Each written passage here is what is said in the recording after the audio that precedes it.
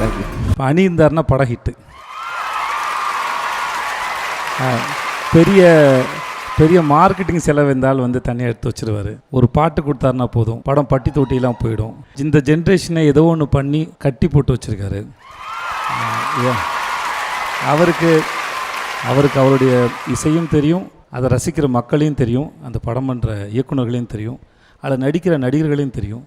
So ரொம்ப ரொம்ப ஷார்ப்பாக அப்சர்வ் பண்ணக்கூடிய ரொம்ப தெளிவான ஒரு கம்போசர், ரொம்ப அழகான கம்போசர். ரஜினி சார் சொன்ன மாதிரி ரொம்ப அழகான ஹேண்ட்ஸமான கம்போசர், எல்லா வகையிலும் எல்லாரையும் ஈர்க்கக்கூடிய ஒரு அழகான கம்போசர். எனக்கு ரொம்ப பிடிக்கும்.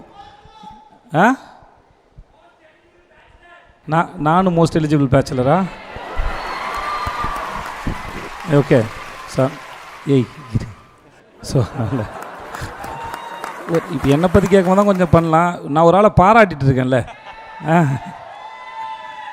ஸோ அதனால் அணி ஸ்டேஜ் இருந்தாலும் சரி, எங்கே இருந்தாலும் சரி, அணியோட எனர்ஜி வந்து அது டாமினேட் பண்ணும் அந்த இடத்த.